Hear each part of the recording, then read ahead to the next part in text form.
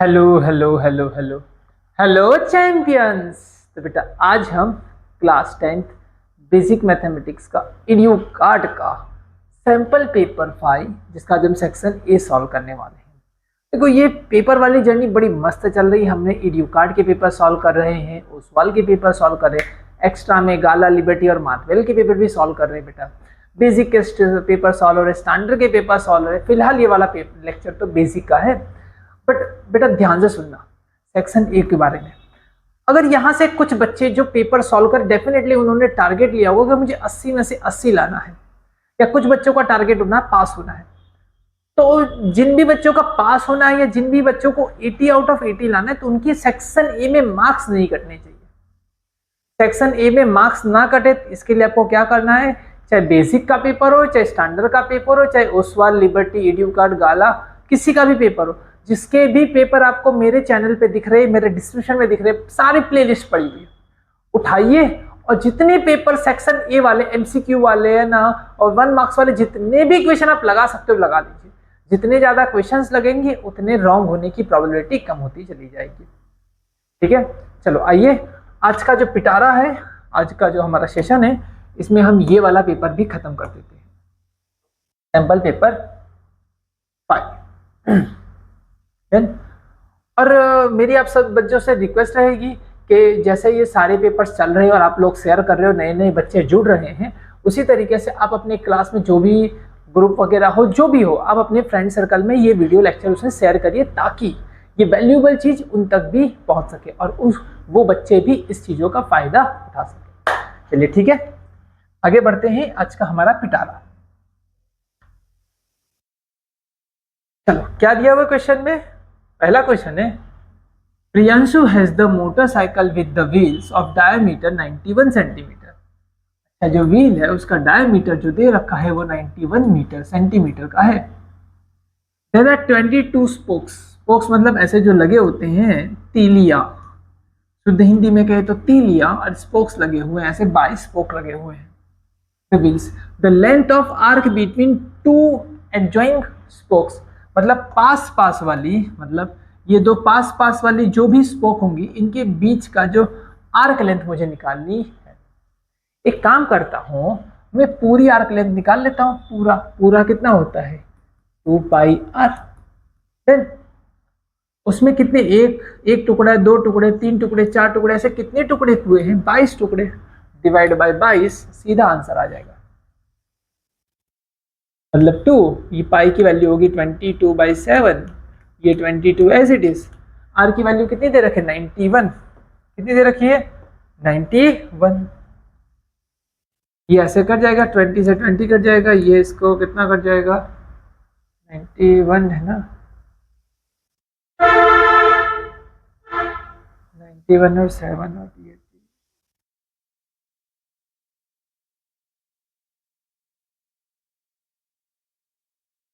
इसको 91 को 7 से डिवाइड करो। 91 डिवाइड बाय 7, 7 1 सा 7 और 2 7 3 सा, ये हो गया 13। कितना हुआ 13। अच्छा डायामीटर दिया है, ओके ओके, डायामीटर 91 दिया है, रेडियस जो आएगी वो 91 डिवाइड बाय 2 हो जाएगी। हाँ सही है, 91 डिवाइड बाय 2, ये 2 से 2 कट जाएगा, आंसर आ जाएगा 13। कितना आंसर आ जाएगा 13। वही तो मैं बोलूँ इसमें 26, हाँ 13। ओके क्लियर है। चलो क्योंकि 26 बहुत बड़ा हो गया, मेरे दिमाग में था कि 90, हाँ तो 26 बहुत बड़ा हो गया था, इसके लिए 13 ही आंसर आएगा। The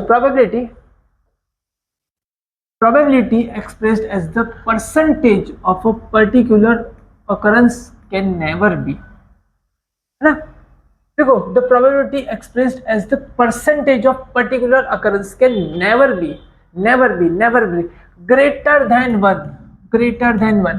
कभी भी किसी चीज की प्रोबेबिलिटी ग्रेटर देन 1 हो सकती है नहीं, इक्वल टू 0 हो सकती है नहीं, हो सकती है हाँ। देखो ध्यान से सुनना, मैं बहुत खतरनाक बात बोल रहा हूँ, इसका आंसर क्या आएगा तुम समझो। The probability expressed as the percentage of particular occurrence can never be less than 0। क्या हो सकता है लेस देन, परसेंटेज बोला है ना, परसेंटेज। देखो परसेंटेज 100 तक हो सकता है ज्यादा से ज्यादा किसी चीज का। मान लो कोई प्रोबेबिलिटी है ना 0.78 है, कितनी है 0.78, होने की प्रोबेबिलिटी 0.78 है, ना होने की प्रोबेबिलिटी 0.22 है। ये प्रोबेबिलिटी ऑफ ई है और ये प्रोबेबिलिटी ऑफ ई डैश है। अगर इनका परसेंटेज निकालो, परसेंटेज निकालो तो ये हो जाएगा 0.78 मल्टीप्लाई बाय 100, मतलब हो गया 78%। और ये हो गया 0.22 मल्टीप्लाई बाय 100, मतलब ये हो गया 22%। तो परसेंट 100 तक हो सकता है या 100 से छोटा हो सकता है, 0 भी हो सकता है, 1 से बड़ा भी हो सकता है, बट क्या नहीं हो सकता है, कभी 0 से छोटा नहीं हो सकता है। बात को समझे, परसेंटेज वर्ड यूज किया है ना, परसेंटेज। चलो next, a smallest 4-digit number which can be exactly divided by 24 and 36। देखो 4 डिजिट का नंबर निकालना है जो 24 और 36 से डिवाइड हो। तो पहले आपको क्या करना होगा, 24 और 36 से डिवाइड वाले नंबर के लिए आपको 24 और 36 का आपको एलसीएम लेना होगा। 12 है ना, 2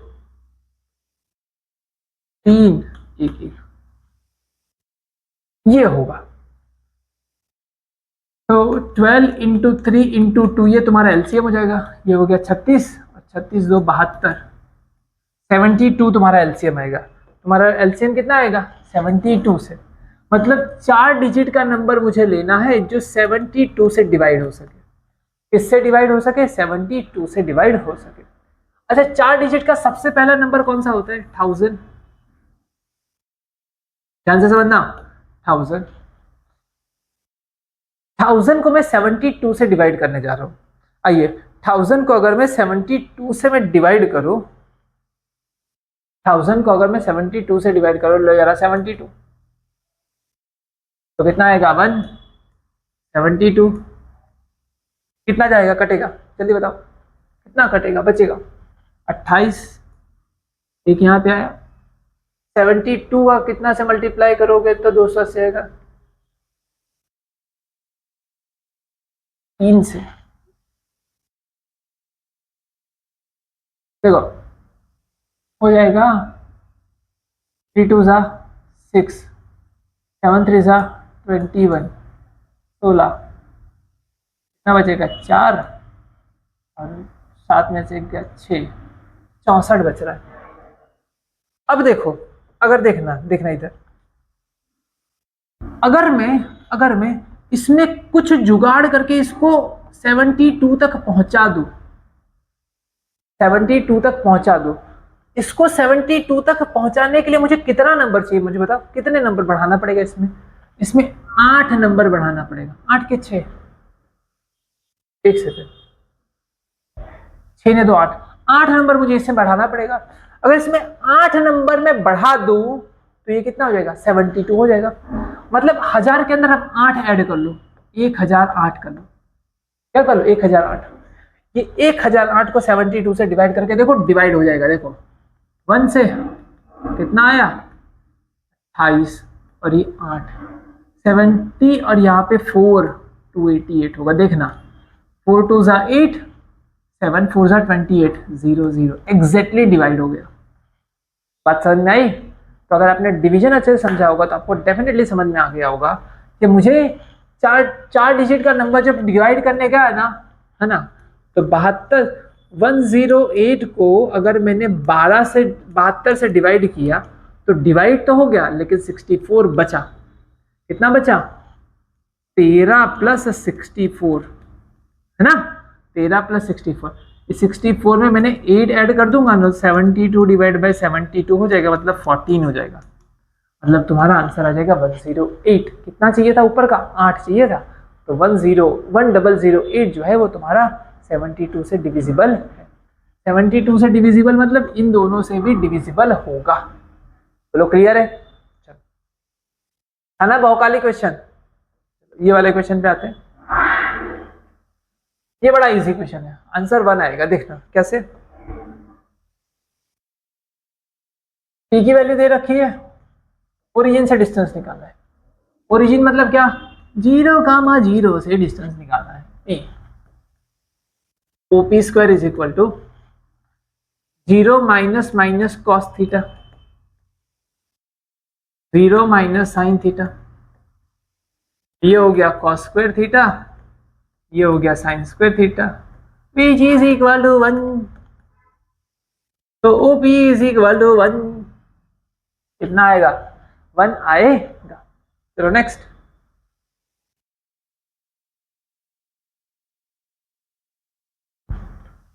To make the learning process more interesting, creative and innovative amongst class teachers bring a clay in the classroom. He makes the structure as shown in given figure. The volume of structure will be, बाजू में structure दे रखा है, देख लेते हैं। ये रहा, इसका वॉल्यूम कितना होगा, कोई दिक्कत नहीं, इसका volume 1/3 pi r square h dash, इसका volume pi r square h, हो गया। चलो दोनों को ऐड कर ले,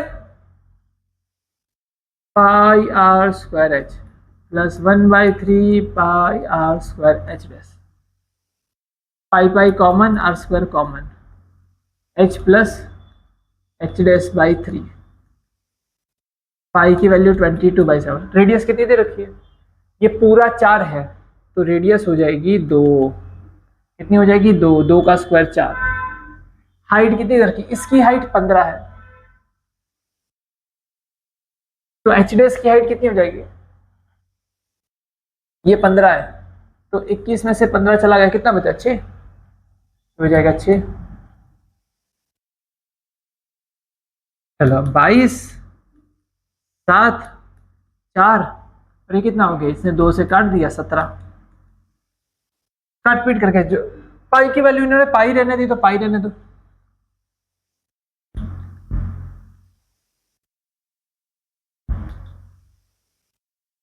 सिक्सटी 8 पाई, कितना हो गया 68 pi, that's it, 68 pi. Next,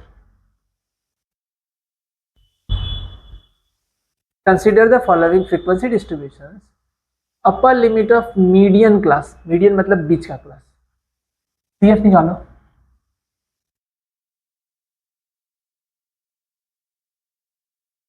CF निकालो, ये 13 13 10 कितना हो गया 23, 23 15 कितना हो गया 38, 38 8 कितना हो गया 46, 46 और 11 कितना हो गया, एक 5 नहीं 47, 57। चलो 57 का आधा जो है, 57 का जो आधा है वो मुझे निकालना है। 57 का जो आधा होता है वो कितना होता है, 28.5, 28.5 मतलब 28.5। 28.5 जो है वो कहाँ पे दिखाई देगा, वो यहाँ पे दिखाई देगा, 28.5 इधर होगा। इसकी क्लास ये रही, ये होगी मीडियन क्लास। मीडियन क्लास में ये लोअर वैल्यू और ये अपर वैल्यू, अपर वैल्यू कितनी होगी 17.5 है ना, 17.5। चलो next, a cubical block of 7 cm is surmounted by a hemisphere, then the greatest radius that a hemisphere can have.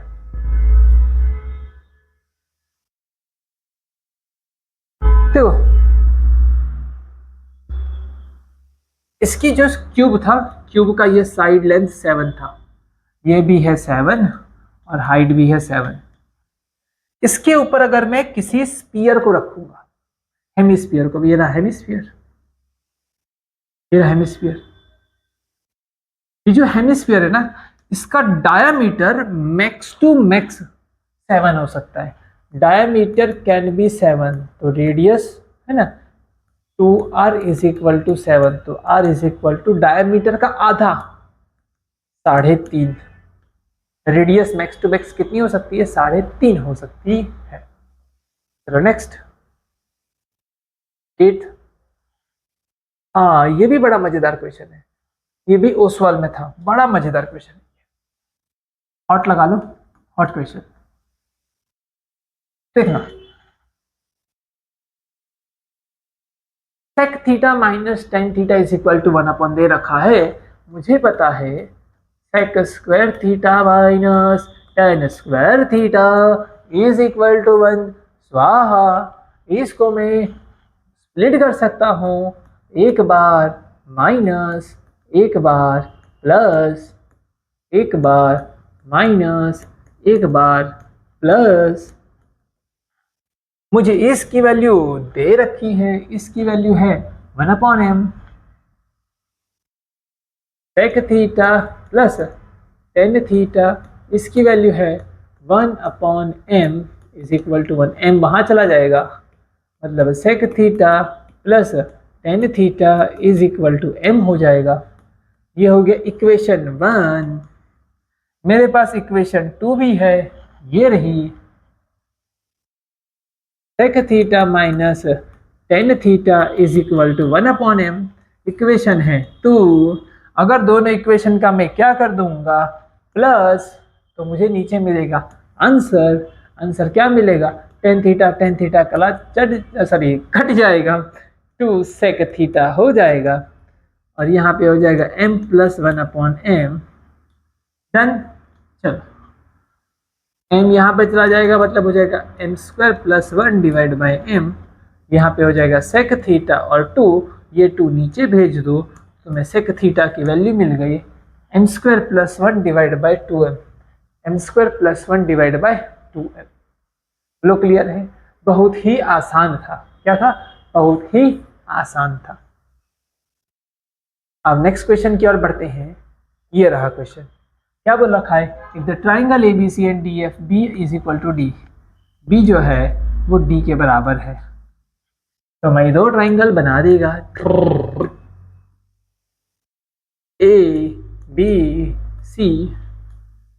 जहाँ पे B है वहाँ पे D है, D ले लिया। जहाँ पे C है वहाँ पे E है, जहाँ पे C वहाँ पे E। तो यहाँ पे क्या DEF था, तो DE यहाँ पे F हो जाएगा। डन।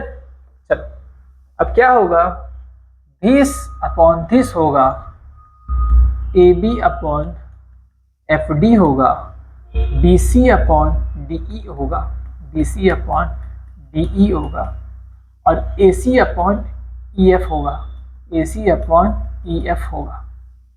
इन्होंने AB और DE को क्रॉस किया है। AB कहाँ पे? ये रहा, और DE कहाँ पे है? ये रहा। मतलब मुझे इन दोनों को उठाना पड़ेगा। AB upon FD is equal to BC upon DE। इसको अगर मैं इसको इधर भेज दूँ और उसको इधर भेज दूँ, इसको यहाँ पे और इसको यहाँ पे, तो AB into DE is equal to हो जाएगा FD इंटू BC। क्या हो जाएगा? FD into BC, FD into BC, FD मतलब DF into BC। That's it. क्या ही है, कुछ नहीं, बिल्कुल फालतू टाइप के क्वेश्चन है, कुछ भी नहीं है, एकदम इजी क्वेश्चन है ना। चलो चलो ये आ जाओ। Consider the following frequency distribution. Lower limit of median class, वापस मीडियन क्लास की लोअर लिमिट पूछी है। आओ मैं यहाँ पे CF निकालते हैं।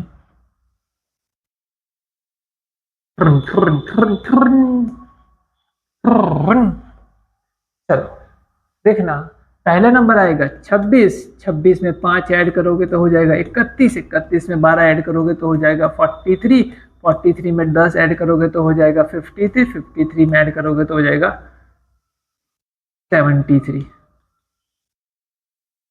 73 का आधा करोगे तो हो जाएगा 27.5। कितना हो जाएगा?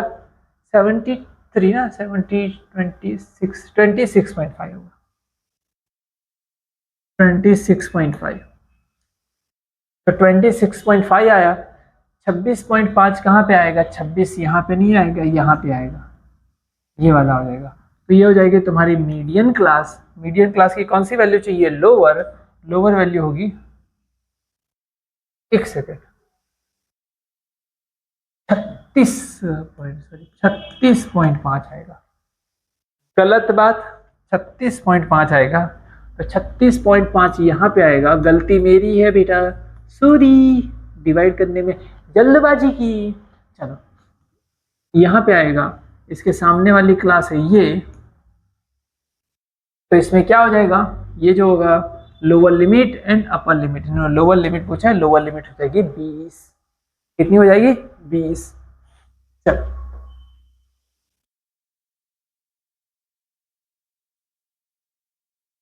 विच of the following quadratic equation has no real root, real root ना होने के लिए क्या होना चाहिए बेटा, डी जो है वो लेस देन 0 होना चाहिए। डी कैसा होना चाहिए, लेस देन 0 होगा तो नो रियल रूट्स। चलो बी स्क्वायर माइनस 4ac सबका निकाल लो, 5 4, पहले का ही आंसर देख लो, नो रियल रूट आएगा। देखो बी स्क्वायर कितना है, 5 का स्क्वायर, 5 का स्क्वायर कितना होगा 25, और 4, ए की वैल्यू है 1 और इसकी वैल्यू 6, नहीं 6 है ना, अच्छा तो हो जाएगा 24 और ये 25, एक बचेगा, हो जाएगा। चलो देखो इसका स्क्वायर करो और इसको 4 से मल्टीप्लाई करो, क्योंकि सबके आगे 1 है ना, क्या है देखो बी स्क्वायर माइनस 4ac, अब तुम्हारा टाइम बचाना है, बी स्क्वायर करना है तो सबका स्क्वायर करो। देखो इसका 25 हो गया, इसका 16 हो गया, इसका 4 हो गया, इसका 36 हो गया, सबका a1 है, ए तो 1 है तो बचा c, 4c करो सबका, 4c करो, इसका हो गया 24 माइनस है ना, माइनस 4c मतलब 24 करो तो हो गया, इसका हो गया 24, इसको 4 से मल्टीप्लाई करोगे तो कितना हो जाएगा 20, इसको करोगे तो कितना हो जाएगा 4, इसको करोगे तो 36, ये भी कटेगा, ये भी कट के 0 हो जाएगा, ये भी पॉजिटिव होगा, ये पॉजिटिव होगा, इधर में 0 आएगा, इधर भी 0 आएगा, बट ये नेगेटिव होगा, 16 में से 26 जाएगा तो ये वाला आंसर आएगा। 4 का स्क्वायर 16 बट 5 4 सा 20, सी बड़ा है। चलो नेक्स्ट क्या है क्वेश्चन में, one quadratic equation pair of depends linear equation this in which of the following can not be the second equation, -2x + 5y = 3।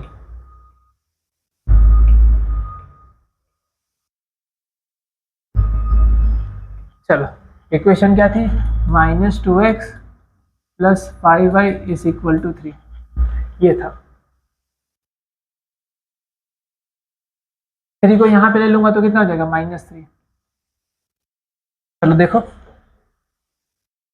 इधर से ये इक्वेशन में ना सिर्फ मल्टीप्लाई, इसको मल्टीप्लाई बाय 3 करोगे ये बन जाएगा, देखना 2 3 = 6, 5 3 = 15, 3 3 = 9, तो ये दोनों इक्वेशन एक ही है, एक पे ही आई हुई है, ये इक्वेशन ही ये है। चलो इसको इधर लाने के लिए कितने से मल्टीप्लाई करके था, 2 से, इसको 2 से मल्टीप्लाई करो, ये नीचे वाला बन जाएगा सेकेंड वाला, देखो 2 2 = 4, 5 2 = 10, 3 2 = 6, ये बन गया। अब लास्ट वाली देखो, -4 से मल्टीप्लाई करो, -4 से, 4 2 = 8, लास्ट वाला देखो 4 2 = 8, 5 4 = 20, साइन बदलती चली जा रही है, माइनस का प्लस हो गया, प्लस का माइनस हो गया, बिकॉज मैंने किससे मल्टीप्लाई किया, -4 से, और 3 4 = 12, लेकिन माइनस का प्लस हो गया, और इस तरफ है, अगर इस तरफ आता तो क्या हो जाता है, अगर इक्वल को मैं वहां भेजूं तो ये प्लस हो जाएगा, डन। तो ये तीनों इक्वेशन, इसको 3 से, इसको 2 से, इसको -4 से, बट ये गलत है, ये नहीं मल्टीप्लाई, देखो ये आप ला ही नहीं सकते हो, 2 से 3 ये गलत है, ये मतलब a1/a2 is not equal to b1/b2 is not equal to c1/c2, किसके लिए, सिर्फ इसके लिए, बाकी सबके लिए तो बराबर है, बाकी सबके लिए बराबर है, मतलब ये वाली इक्वेशन को आप ये नहीं बना सकते हो, बाकी सारी इक्वेशन बना सकते हो। चलो नेक्स्ट।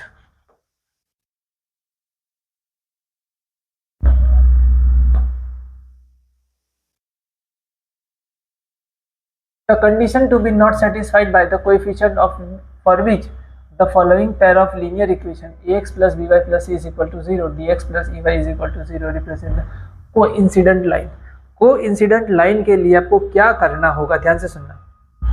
आपके पास a1 by a2 is equal to b1 by b2 जो होता है, तुम्हारे पास a और b है, a और यहाँ पे b है, और यहाँ पे क्या d और e है, d और e है, यहाँ पे जाएगा ये A is equal to B D होना। देखो A is equal to B D कहीं दिख रहा है, ये रहा A is equal to B D, A is equal to B D, A D is equal to B D. इसके सिवाय कुछ और आ सकता है? जी sir, C1 divide by C2, C1 की जगह पे C और यहाँ पे F है ना। तो देखो जल्दबाजी मत किया करो, इन दोनों को कंपेयर करोगे तो क्या हो जाएगा, ए ई बी डी, डन, एक हो गया। इन दोनों को कंपेयर करोगे तो क्या हो जाएगा, B F is equal to C E, है ना। और पहले और आखिरी वाले को कंपेयर करोगे तो इनको और इनको कंपेयर करोगे तो क्या हो जाएगा, F into A F C D, क्या हो जाएगा, सी डी। तो ये सारी वैल्यू यहाँ पे है, देखो A F C D, A F C D ये भी है, A E B D, A E B D ये भी है, बी एफ सी देखो ये भी है ना। सिर्फ कौन सा नहीं है, ये गलत है, ये गलत है, नॉट सेटिस्फाइड, नॉट सेटिस्फाइड, है ना। क्या बोला रखा है, not satisfied, satisfied satisfied satisfied, not satisfied. Low clear है, चलो आओ आगे बढ़ते हैं।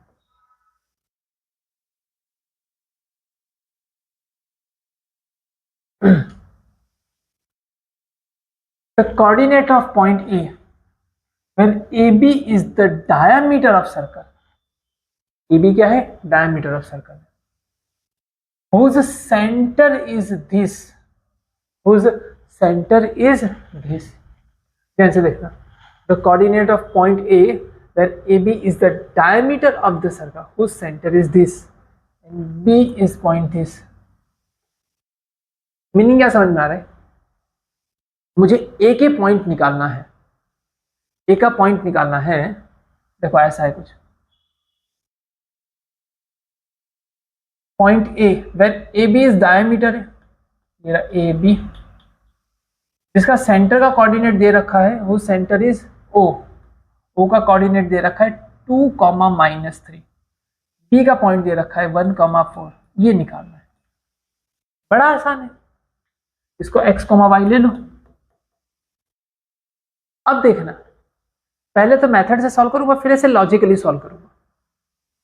ये बताइए इन दोनों का एडिशन का आधा ये होता है, वो मतलब मिड पॉइंट, मतलब दो किसके बराबर होगा, दो जो होगा ना इसका और इसके एडिशन से आधा होगा, x1 plus x2 divide by 2, y1 plus y2 divide by 2। क्या बातें क्लियर एकदम। अब देखना, अब देखना, तो यहां पे जाए 2 2 4, x इज इक्वल टू 3 हो जाएगा, तो वहां पे चला जाएगा 3 2 6, -10 हो जाएगा, y इज इक्वल टू क्या हो जाएगा, -10, 3 -10, 3 -10 हो जाएगा। चलो नेक्स्ट 15। अब देखिए बड़ा मजे का, one of the properties of model is, mode की प्रॉपर्टी क्या होती है, not easy to calculate, not affected by the greatest and least value, not affected by greatest and least value, और दूसरा algebraic, difference of greatest and least value 1। इसमें से क्या सही है, जल्दी बताओ, इसमें से क्या सही है। देखो मॉड मतलब मॉड जो होता है नंबर ऑफ टाइम रिपीटेशन पे डिपेंड करता है, जो ज्यादा रिपीट होता है वो। अब रिपीट होने वाली वैल्यू छोटी भी हो सकती है, बड़ी भी हो सकती है, बीच की भी हो सकती है, कोई भी वैल्यू हो सकती है। मतलब मोड को ग्रेटेस्ट एंड लीस्ट वैल्यू से लेना देना नहीं है। मतलब मोड को सबसे बड़ी वैल्यू कौन सी है, सबसे छोटी वैल्यू कौन सी, इससे उसको बिल्कुल लेना देना नहीं। Next 16, a solid hemispherical at the bottom and conical, a solid hemispherical है ना, at bottom and conical of same radius above it, उसके ऊपर रख दिया गया है। मतलब नीचे एक हेमिस्फीयर है, ऊपर एक कोन रख दिया गया है। if the surface area of two part are equal, दोनों पार्ट का सरफेस एरिया अगर इक्वल है, then the ratio of the radii and the slant height of the conical part, then the ratio of the radii and the slant height of the conical part, मुझे r by l का ratio निकालना है। क्या निकालना है? r by l का ratio निकालना है। ध्यान से देखना, इसका सरफेस एरिया होता है पाई आर एल और इसका सरफेस एरिया होता है फिलहाल 2 पाई आर स्क्वायर। कितना है? 2 पाई आर स्क्वायर। दोनों का सरफेस एरिया सेम है, pi r l is equal to 2 pi r square. Pi pi cut गया, एक आर कट गया। मुझे किसका रेशियो निकालना है? रेशियो ऑफ द रेडियाई, मतलब R divide by slant height L निकालना है। यहाँ पे है 1, यहाँ पे 2, ये 2 को मैं यहाँ भेज देता हूँ, 1/2 आएगा। 1:2, 1:2, 1:2। बहुत ही लाजवाब। चलो नेक्स्ट क्वेश्चन की ओर बढ़ते हैं। p square q square r square are in AP, then 2q square is equal to, ध्यान से देखिएगा,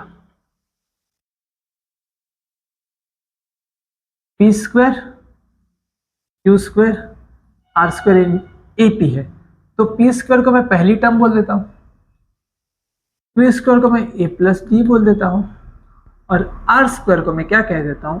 a प्लस 2d कह देता हूँ। कोई कंफ्यूजन? अच्छा, इन्होंने मेरे से ये कह रखा है कि what is the value of 2q square. 2 q square क्या है? a प्लस डी, मतलब हो गया 2a प्लस 2d। क्या आ जाएगा? 2a plus 2d।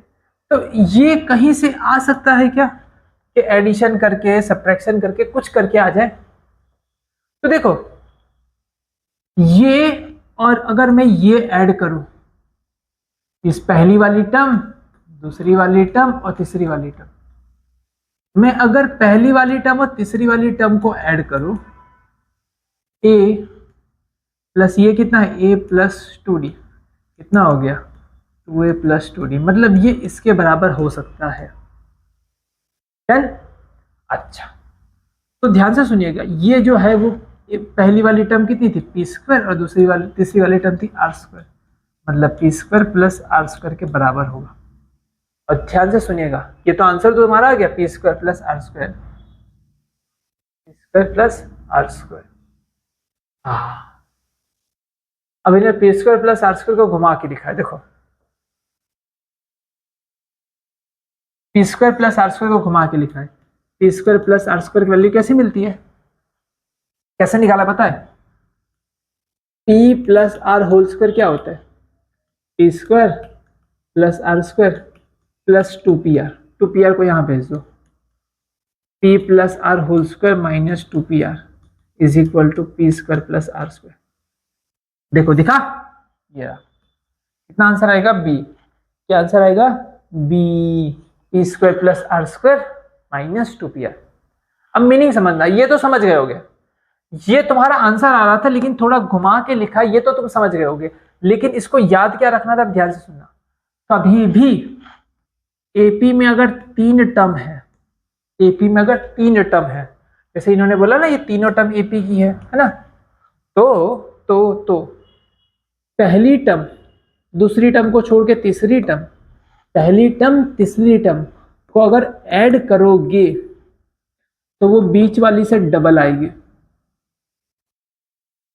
बीच वाली के डबल के बराबर आएगी, बीच का 2 गुना, बीच वाली टर्म का 2 गुना, इसका 2 गुना इन दोनों के एडिशन के बराबर होता है, इन दोनों के एडिशन के बराबर होता है, इन दोनों के सम के बराबर होता है। बीच वाले का डबल पहला और तीसरे का एडिशन के बराबर होता है। चलो next, the given pair of lines are intersecting as shown in below, which of the following condition is true? ये दोनों लाइन मिल रही हैं एक पॉइंट पे, एक्स एक्सिस पे मिल रही हैं, कंडीशन कौन सी ट्रू है, कौन सी कंडीशन ट्रू है? चलो कंडीशन कौन सी ट्रू है, कितने सॉल्यूशन होंगे, 1 सॉल्यूशन, कितना सॉल्यूशन हो गया, 1 solution, consistent and 1 solution, consistent and 1 solution है। चलो डन। अब असर्शन एंड रीजन की ओर बढ़ते हैं। पहला वाला असर्शन क्या दे रखा है, in the given graph the number of zeros of the polynomial is 2। आओ ग्राफ भी देख ले, बाजू में दिया है, नंबर ऑफ जीरोस इज 2, गलत बात है, 1 2 और 3 जीरोस है, कितने जीरोस है, 3, मतलब असर्शन तो हो गया गलत, धाम से गलत हुआ। चलो अब रीजन की ओर देख लेते हैं। रीजन जो दे रखा है, रीजन क्या है, the number of zeros of the polynomial px is the number of points which px is intersect x axis. सही बात है, कितनी जगह पे काटोगे, 1 2 और 3, रीजन 2 है और वो फॉल्स है, ऑप्शन डी, असर्शन फॉल्स है, रीजन 2 है, ऑप्शन डी। चलो नेक्स्ट, ये वाला पढ़ते हैं। अब देखिए इसे, in the circle of radius 10.5 cm the angle of the sector is 60 degree, then the area of sector is 58.75 cm square। आइए इसे कैलकुलेट किया जाए थोड़ा सा। सेक्टर का एरिया कितना होता है, pi r square theta divide by 360, pi की वैल्यू 22/7, रेडियस दे रखी है 10.5, मतलब 105, 105 डिवाइड बाय 10, 105 डिवाइड बाय 10 है ना, ये 60 डिग्री और नीचे 360 डिग्री। डन। चलो आइए देखते हैं आगे, काट पीट किया जाए। इसने इसको 6 से काट दिया, डन, ओके। इसने इसको 15 से काटा, अच्छा ये हो गया 3 इंटू 2, इसने इसको 2 से काट, सॉरी 3 5 जा, इसने इसको 2 से काट दिया, 2 ने इसको 11 से काट दिया, है ना, मतलब कितना हो गया, 11 into 5 55, multiply by 105 divide by 100। इनको आप सॉल्व करिएगा, कितना आंसर आता है, 105, मतलब कैलकुलेट कर लेते हैं कितना आंसर आ रहा है,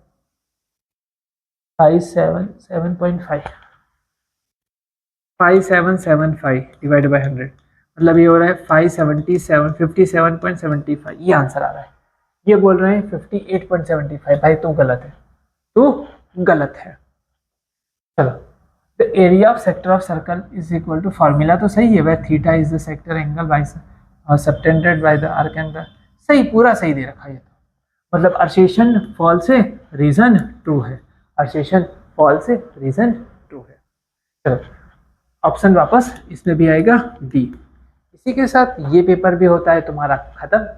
अब मैं प्रॉमिस करूंगा कि नेक्स्ट क्लास में फिर से मिलेंगे और फिर से मचाएंगे, ठीक है। मैं अपने प्रॉमिस के साथ जा रहा हूँ, आप भी अपना प्रॉमिस पूरा करना, इस पेपर को अच्छे से 1-2 बार जरूर पढ़ लेना और अपने दोस्तों के साथ इसे जरूर शेयर कर देना। और अगर आपको कोई और हेल्प चाहिए तो डेफिनेटली मुझे कमेंट कर सकते हैं। आपकी टीम आके वहां पे आपको रीच आउट करने की कोशिश करेगी। और वीडियो कैसा लगा डेफिनेटली मुझे बताइएगा। मिलते हैं नेक्स्ट क्लास में, तब तक के लिए हैव अ गुड डे।